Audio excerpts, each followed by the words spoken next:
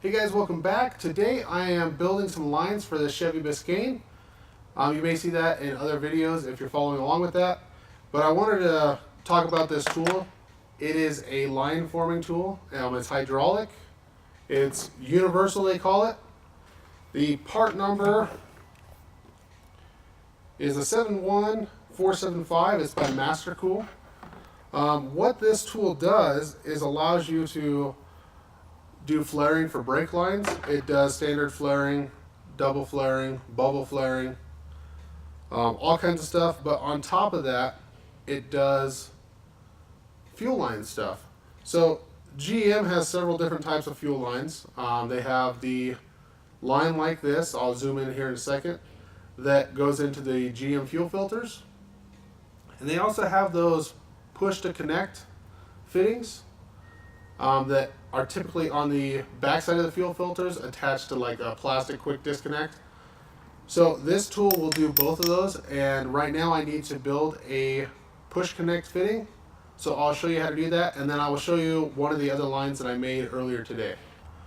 So this here is a GM fuel line. It goes on top of the sending unit or the fuel pump module on some early GMs.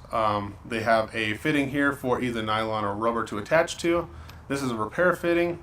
It's fairly inexpensive, but for me to hook this to the system that I'm working on, I would have had to cut this, flare it, put a union in to tie to the rest of the line. So this is the one that they made, and this is the one that I made. Now I over flared this one on the end just slightly because I wasn't sure how much I needed to go. But an O-ring goes on the end of this. There's a line nut that's supposed to go on the tubing here, and then it threads into the GM fuel filter. So that's one flare that this machine will do. They just call this one the GM line forming.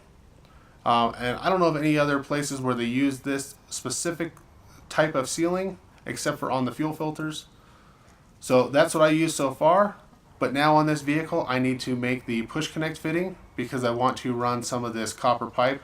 This is actually nickel copper on my fuel vent hose. So with this tool, there's a hydraulic ram that's threaded, on-off valve to close the hydraulic pressure or release it. And there's this chamber up here where the dies go into, and then the small die slides into the shoe on top of the ram. So I'm going to preload it with the GM push connect fittings, and I'm going to slightly snug up the jam nut or the forcing screw that holds those just to keep them kind of in place.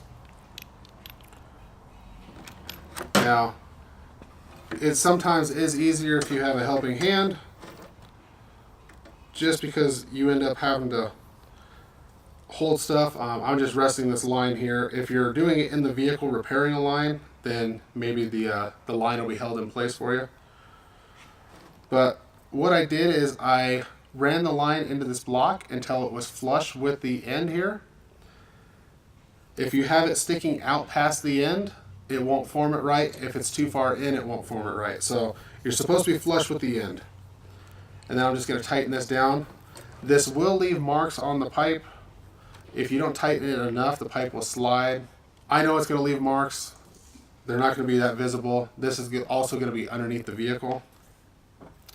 Now I'm going to grab this push connect fitting, set it in there, and I'm just going to thread the end of the ram in as far as I can.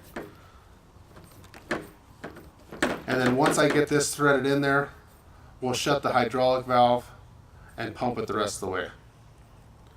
Now you don't have to go crazy. Once it gets hard to pump, then stop, because you can actually crush the pipe and it'll cause leaks because there'll be where it flares out. If you squeeze it too far, it can crack it.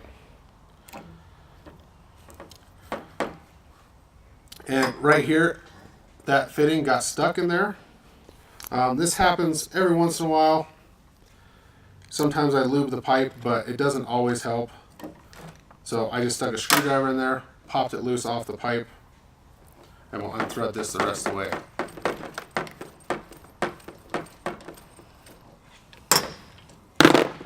Now that we have that off of there, we can loosen up the clamp on the die, and just tap those a few times, they'll pop off.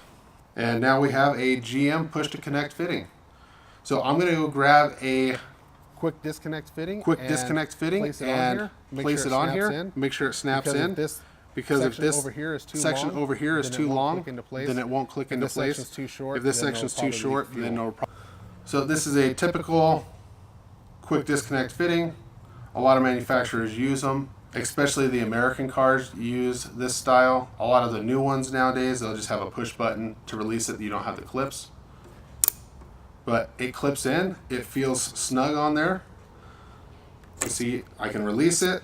The fitting normally stays on the line when you release them, unless you use a quick disconnect release tool that goes in there and spreads this clip open.